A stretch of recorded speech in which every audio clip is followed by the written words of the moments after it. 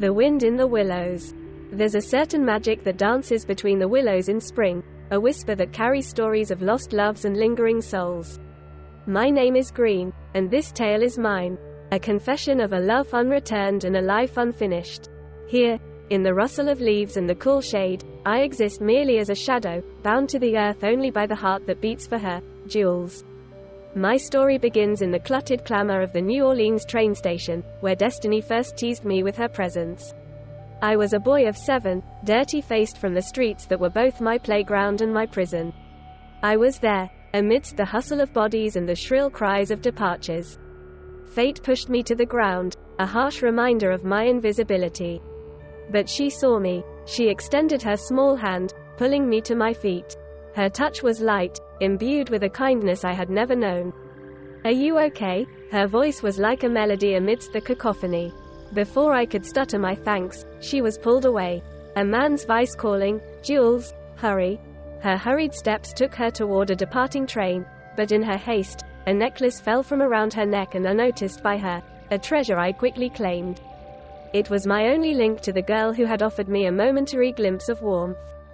Years passed, and the streets of New Orleans taught me harsh lessons. By the age of 22, I had transformed. No longer was I the invisible boy at the train station.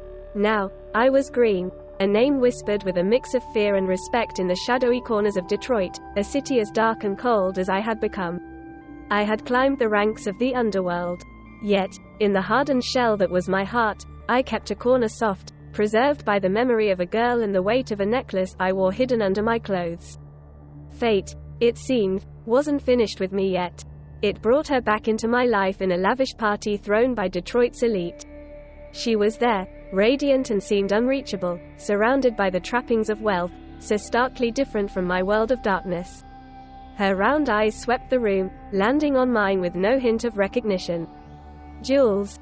I approached. My voice was steady despite the turmoil inside. Her gaze was questioning, politely distant. "Do I know you?" The indifference stung, but I persisted, holding out the necklace that once adorned her neck. "You might not remember me, but years ago at the New Orleans train station, you helped a boy. That was me. This fell from you then." She took the necklace, her fingers brushing mine, and a flicker of memory sparked in her eyes. "Oh, I remember. I lost my necklace there. Wow, thank you, but sorry, I don't know your name." "Green." I introduced myself. The weight of years of longing was heavy in that single word.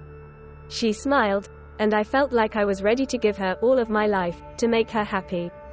Our paths crossed more frequently after that night. I watched her from afar, both as her protector and observer, as she navigated her life as a college student. Her laugh, her smiles, her bratty attitude. I wished they were mine, but instead, they're for Joe, my right hand who had slowly become my rival. Jealousy is a bitter seed, and it found fertile ground in my soul as I watched her, night after night, laughing at the arm of Joe. Their closeness was a dagger in my heart. Each moment they shared a reminder of what I could not have. Joe knew all the secrets I kept locked away, including the depth of my feeling for Jules. But love, like a treacherous current, swept him away from me and toward her. Betrayal burned, not just because he left, but because he took her heart with him. The tension reached its peak. I confronted him. The betrayal was too bitter to swallow any longer. "You chose her over loyalty. Over everything we've built." Joe's face was resolute, his voice was firm. "I did, Green, and I'd do it again. Love isn't a choice, it's fate. One day, when you find your true love, you'll understand why I must leave this life behind. I'm doing this to protect her." The night was a tapestry of shadows and moonlight as we faced each other.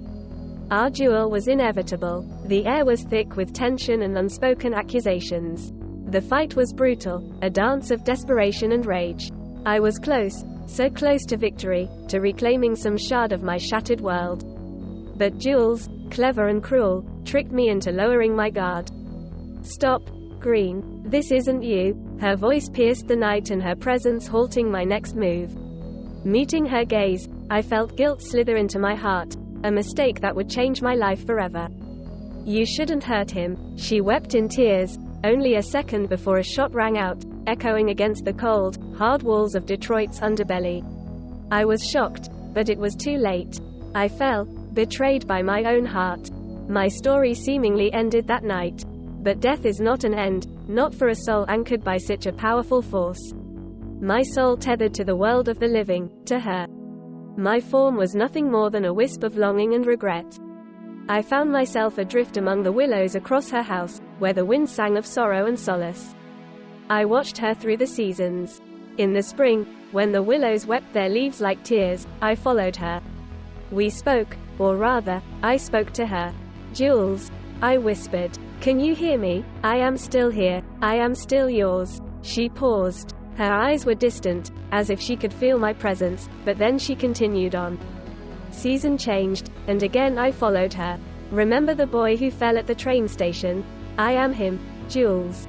I am green, and I love you." My words lost to the wind. She never heard me, but still, I stayed. Bound by a promise made in the heart of a boy long gone.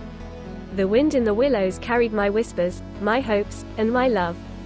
Forever waiting for a sign that she might, one day, remember the boy who once kept his heart for her and a man who could never let her go.